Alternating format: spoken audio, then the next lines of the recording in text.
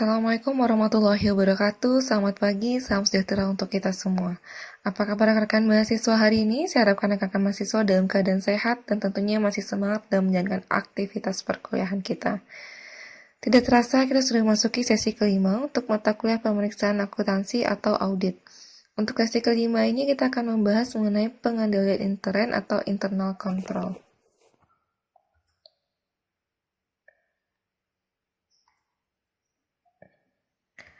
Untuk istilah pengendalian intern ini awalnya dikenal dengan sistem pengendalian intern, kemudian sistem pengawasan intern, struktur pengendalian intern, dan barulah pada awal tahun 2001 IAI resmi menggunakan istilah pengendalian intern. Untuk pengertian pengendalian intern ini akan saya bahas dari dua aspek atau dari dua standar yang berbeda. Yang pertama itu menurut standar audit seksi 319.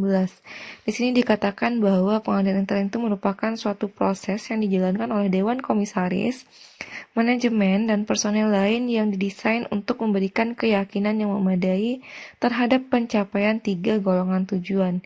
Yang pertama itu adalah keandalan pelaporan keuangan, kepatuhan terhadap hukum yang berlaku, efektivitas dan efisiensi operasi.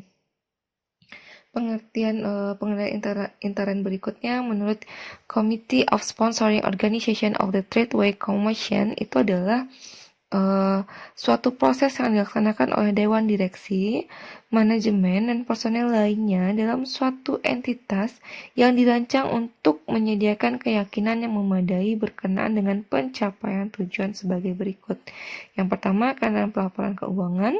Yang kedua, kepatuhan terhadap hukum yang berlaku. Yang ketiga adalah efektivitas dan efisiensi operasi. Kalau dilihat dua pengertian tersebut sebenarnya hampir sama ya pendapatnya. Kalau menurut standar audit itu prosesnya dijalankan oleh Dewan Komisaris. Kalau menurut COSO atau Committee of Sponsoring Organization of the Tradeway Commission itu dijalankan oleh Dewan Direksi.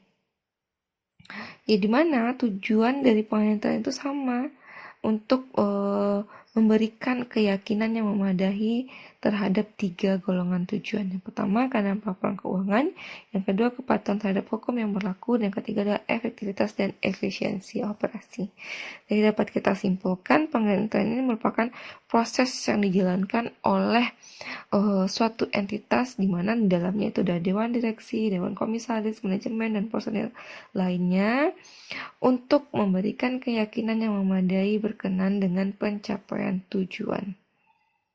Oke, next kita akan bahas berikutnya adalah komponen pengendalian intern. Untuk komponen pengendalian intern itu ada 5. Yang pertama adalah lingkungan pengendalian, yang kedua adalah penaksiran risiko, yang ketiga adalah aktivitas pengendalian, keempat informasi dan komunikasi, yang kelima itu adalah pemantauan. Saya akan bahas dulu yang pertama yaitu adalah lingkungan pengendalian. Nah, untuk lingkungan pengendalian ini, dia menetapkan corak suatu organisasi dan mempengaruhi kesadaran pengendalian orang-orangnya. Nah, lingkungan pengendalian ini merupakan dasar untuk semua komponen pengendalian intern yang lain, menyediakan disiplin dan struktur. Untuk lingkungan pengendalian ini akan mencakup hal-hal sebagai berikut. Yang pertama itu adalah integritas dan nilai etika. Yang kedua adalah komitmen terhadap kompetensi. Yang ketiga, partisipasi Dewan Komisaris atau komite. Yang keempat, struktur organisasi. Yang keempat, pemberian wewenang dan tanggung jawab. Yang kelima adalah kebijakan praktik sumber daya manusia. Yang kedua, itu adalah penaksiran risiko. Nah, penaksiran risiko ini merupakan identifikasi entitas dan analisis terhadap risiko yang relevan untuk mencapai tujuannya, membentuk suatu dasar untuk menentukan bagaimana risiko itu harus dikelola. Saya ulangi, dalam hal penaksiran risiko ini, kita akan mengidentifikasi dan menganalisa risiko yang relevan untuk mencapai tujuannya. Kemudian kita akan membentuk suatu dasar untuk menentukan bagaimana kita akan mengelola sebuah risiko tersebut. Nah, risiko yang timbul itu dapat berubah karena beberapa keadaan. Yang pertama itu adalah perubahan dalam lingkungan operasi. Yang kedua, personel baru. Yang ketiga, sistem informasi yang baru atau yang diperbaiki. Yang keempat, teknologi baru. Yang kelima, lini produk atau aktivitas baru. Yang keenam, restrukturisasi korporasi. Yang ketujuh, operasi luar negeri. Dan yang kedelapan adalah standar akuntansi yang baru. Nah, sudah pasti ya, 8 poin ini akan mempengaruhi keadaan atau mempengaruhi bagaimana risiko itu dapat timbul. Ya, perubahan dalam lingkungan operasi sudah pasti akan menimbulkan suatu risiko. Adanya personil baru juga akan menimbulkan suatu risiko. Begitu juga untuk seterusnya. Kita akan bahas poin yang ketiga, itu adalah aktivitas pengendalian. Untuk aktivitas pengendalian ini merupakan kebijakan dan prosedur yang membantu menjamin bahwa arahan manajemen itu dilaksanakan. Berarti yang ketiga ini sudah ke implementasinya ya, atau aktivitas kita dalam melakukan pengendalian. Nah, aktivitas dalam melakukan pengendalian ini diasumsikan sebagai kebijakan dan prosedur yang membantu menjamin bahwa arahan manajemen itu dilaksanakan. Umumnya, untuk aktivitas pengendalian yang mungkin relevan dengan audit dapat digolongkan sebagai kebijakan dan prosedur yang berkaitan dengan hal-hal berikut ini. Yang pertama itu adalah review terhadap kinerja, yang kedua adalah pengolahan informasi, yang ketiga adalah pengendalian fisik, dan yang keempat adalah pemisahan tugas. Oke, step berikutnya itu adalah informasi dan komunikasi. Untuk informasi dan komunikasi ini merupakan pengidentifikasian, penangkapan dan pertukaran informasi dalam suatu bentuk dan waktu yang memungkinkan orang melaksanakan tanggung jawab mereka. Saya ulangi, untuk informasi dan komunikasi itu merupakan proses identifikasi, proses penangkapan, kemudian pertukaran informasi dalam suatu bentuk dan waktu yang memungkinkan orang melaksanakan tanggung jawab mereka. Nah, dalam hal ini, auditor harus memperoleh pengetahuan memadai tentang sistem informasi yang relevan dengan pelaporan keuangan untuk memahami beberapa hal, seperti yang pertama untuk memahami bagaimana golongan transaksi dalam operasi entitas yang signifikan bagi laporan keuangan, kemudian memahami bagaimana transaksi tersebut dimulai, memahami catatan akuntansi, informasi pendukung, dan akun tertentu dalam laporan keuangan yang tercakup dalam pengolahan dan pelaporan transaksi. Yang terakhir itu memahami mengenai pengolahan akuntansi yang dicakup sejak saat transaksi dimulai sampai dengan dimasukkan ke dalam laporan keuangan termasuk alat elektronik.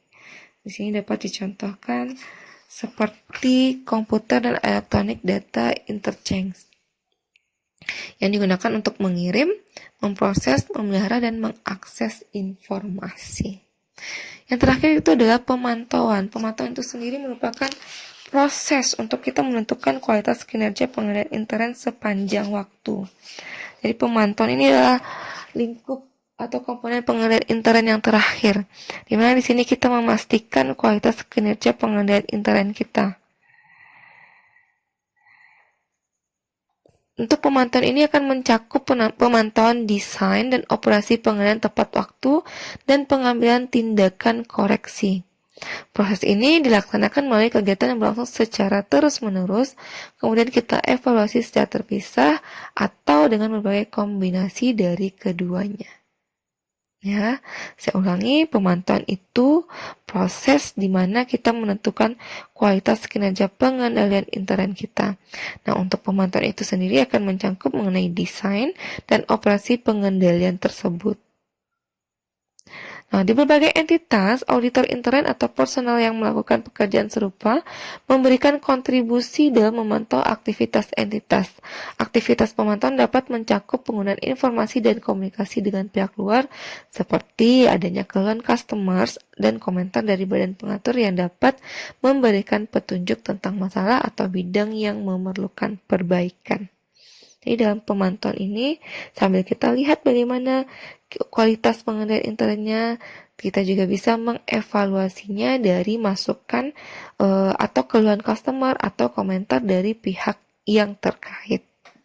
Next, kita akan bahas mengenai tujuan pengendalian internal. Nah, secara umum, tujuan pengendalian internal itu sudah pasti untuk keandalan laporan keuangan. Namun untuk rinciannya, tujuan pengendalian internal itu terdiri dari yang pertama itu adalah reliabilitas laporan keuangan, yang kedua adalah efisiensi dan efektivitas operasi, dan yang ketiga itu adalah ketaatan pada hukum dan peraturan. Untuk reliabilitas laporan keuangan, di sini dijelaskan bahwa seorang manajemen itu akan memikul baik tanggung jawab hukum maupun profesionalnya. Di sini manajemen akan memastikan bahwa informasi telah disajikan secara wajar sesuai dengan persyaratan pelaporan seperti prinsip-prinsip akuntansi berlaku umum. Tujuan utamanya adalah untuk memenuhi tanggung jawab pelaporan tersebut. Saya ulangi, untuk reliabilitas laporan keuangan, di sini yang menanggung tanggung jawab terbesar adalah manajemen. Di sini manajemen akan memastikan bahwa informasi telah disajikan secara wajar sesuai dengan persyaratan pelaporannya. Nah, tujuan utamanya sudah pasti untuk memenuhi tanggung jawab pelaporan tersebut. Yang kedua, itu adalah efisiensi dan efektivitas operasi. Tujuan yang penting dari pengendalian ini adalah untuk memperoleh informasi keuangan dan informasi non-keuangan yang akurat tentang operasi perusahaan untuk pengambilan keputusan.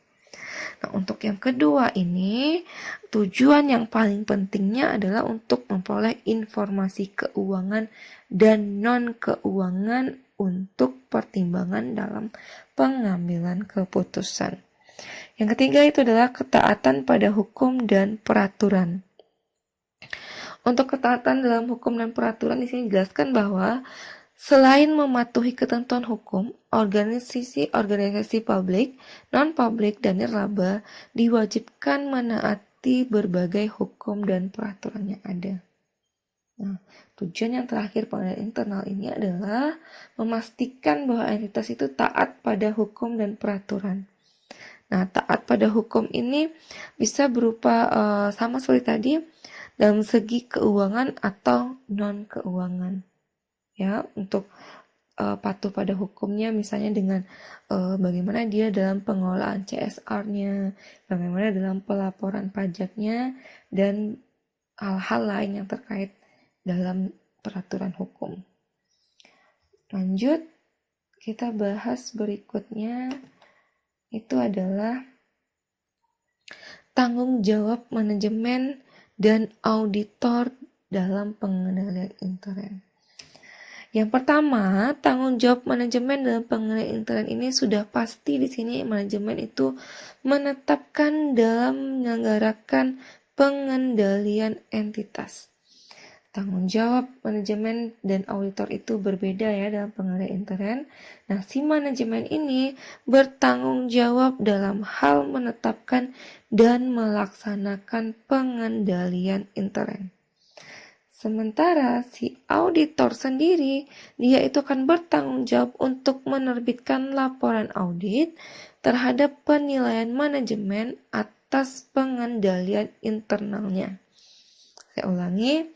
Manajemen bertanggung jawab dalam hal menetapkan dan menjalankan pengendalian intern, sementara auditor itu bertanggung jawab dalam hal laporan audit terhadap penilaian manajemen atas pengendalian yang dilakukan.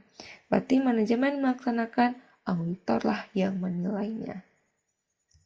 Lanjut, kita akan lihat keterbatasan pengendalian intern. Dalam pengendalian intern ini pasti ada keterbatasan yang akan kita hadapi.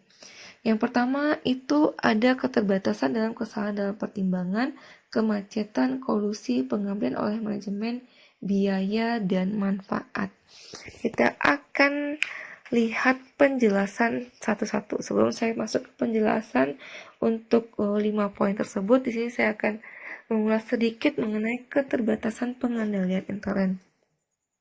Nah, dalam pengendalian intern ini terlepas dari bagaimana bagusnya desain dan operasinya, pengendalian intern ini hanya dapat memberikan keyakinan memadai bagi manajemen dan dewan komisaris berkaitan dengan pencapaian tujuan pengendalian intern entitas.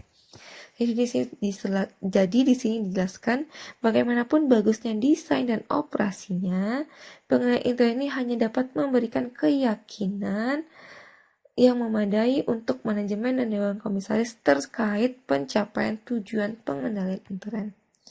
Kemudian, kemungkinan pencapaian tersebut dipengaruhi oleh keterbatasan bawaan yang melekat dalam pengendalian intern. Nah, keterbatasannya apa saja? Yang pertama itu adalah kesalahan dalam pertimbangan, yang kedua adalah kemacetan, yang ketiga adalah kolusi, yang keempat pengabdian oleh manajemen, yang terakhir itu adalah biaya dan manfaat. Nah, untuk kesalahan dalam pertimbangan itu dijelaskan bahwa kadang-kadang seorang manajemen dan personel lainnya dapat melakukan pertimbangan yang buruk dalam membuat keputusan bisnis atau dalam melaksanakan tugas rutin karena minimnya informasi dan keterbatasan waktu atau prosedur lainnya. Nah, di sini keterbatasan pengendalian intern itu yang pertama adanya kesalahan dalam pertimbangan. Karena tidak jarang ya seorang manajemen atau pihak-pihak terkaitnya itu salah dalam melakukan pertimbangan dalam membuat keputusan bisnis yang hal tersebut didasari oleh keterbatasan informasi dan keterbatasan waktu. Nah, kedua itu adalah kemacetan. Kemacetan di sini diasumsikan seperti kita melihat kemacetan di jalanan lalu lintas.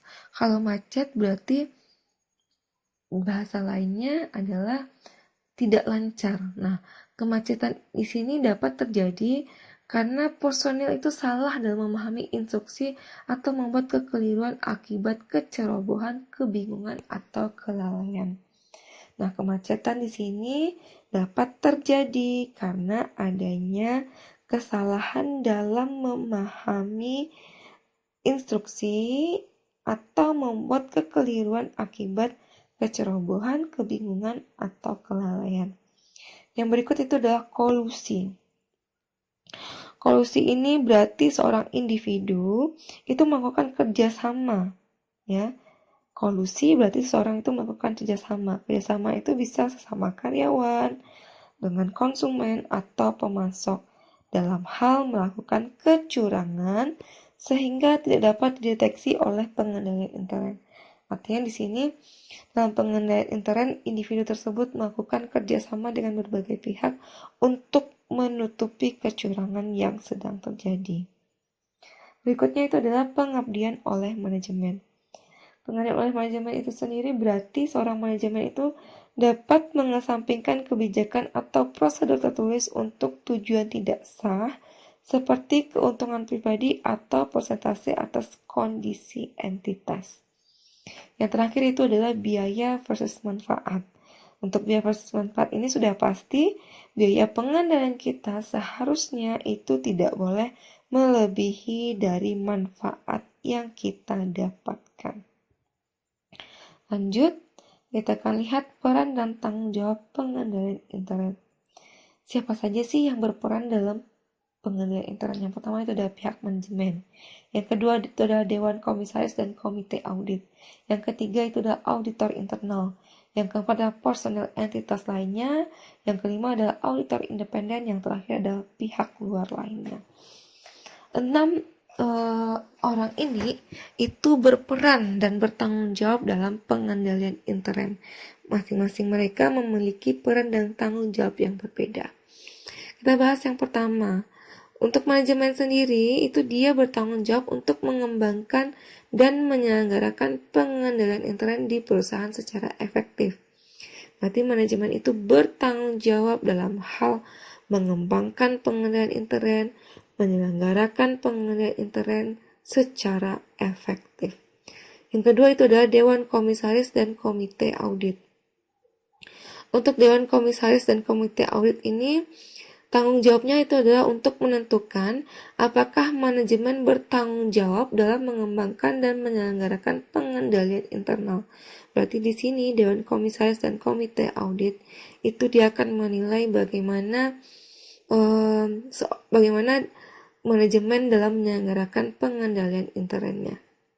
Ya, manajemen bertanggung jawab menyelenggarakan, komisaris bertanggung jawab dalam hal menentukan apakah Manajemen itu bertanggung jawab dalam mengembangkan dan menjalankan pengendalian intern. Berikut ini itu adalah auditor internal. Auditor internal di sini itu bertanggung jawab untuk memeriksa, kemudian mengevaluasi kecukupan pengendalian intern suatu entitas secara periodik dan membuat rekomendasi untuk perbaikan. Auditor internal di sini tugasnya atau tanggung jawabnya adalah dalam hal memeriksa dan mengevaluasi kecukupan pengendalian intern. Kemudian dia akan merekomendasikan hasil dari evaluasinya untuk melakukan perbaikan. Yang keempat, personal entitas lainnya. Personalitas lainnya itu bertanggung jawab dalam mengkomunikasikan masalah apapun yang tidak sesuai dengan pengendalian atau tindakan melawan hukum yang mereka temui. Jadi personal entitas lainnya itu wajib untuk melaporkan segala sesuatu hal yang terkait dengan kecurangan atau ketidaksesuaian dalam pengendalian intern kepada jenjang yang lebih tinggi. Berikutnya itu adalah auditor independen. Auditor independen itu berbeda dengan auditor internal. Auditor internal itu adalah auditor yang ada di dalam entitas tersebut. Auditor independen itu adalah auditor eksternal. Nah, auditor independen ini sendiri bertanggung jawab untuk tujuan auditor dalam studi terhadap pengendalian internal kliennya. Dia adalah memungkinkan auditor merencanakan prosedur auditnya. Jadi seorang auditor independen ini dia akan melakukan studi terhadap pengendalian internal kliennya, kemudian auditor tersebut akan merencanakan prosedur auditnya. Terakhir itu adalah pihak luar lainnya.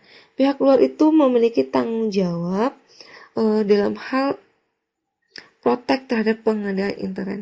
Pihak luar yang dimaksud ini adalah badan pengatur seperti Bank Indonesia dan Bapepam. Oke, saya rasa cukup untuk penjelasan mengenai pengendalian intern. Nah, sebelum saya akhiri dapat saya simpulkan sedikit mengenai pengendalian intern. Yang pertama, istilah untuk pengendalian intern itu sendiri dimulai pada awal 2001.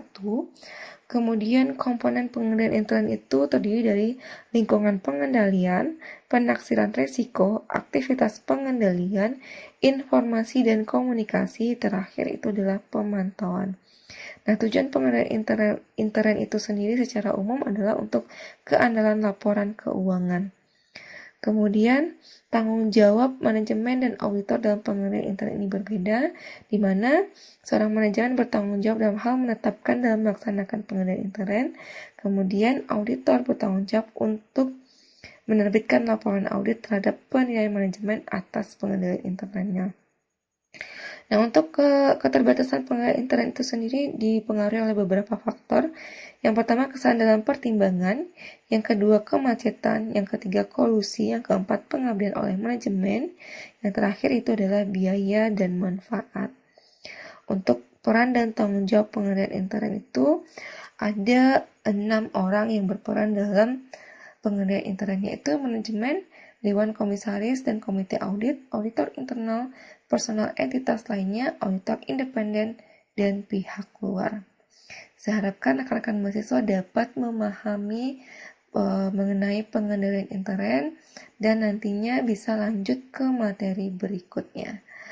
Saya ucapkan terima kasih atas perhatiannya. Saya akhiri perkuliahan kita. Assalamualaikum warahmatullahi wabarakatuh.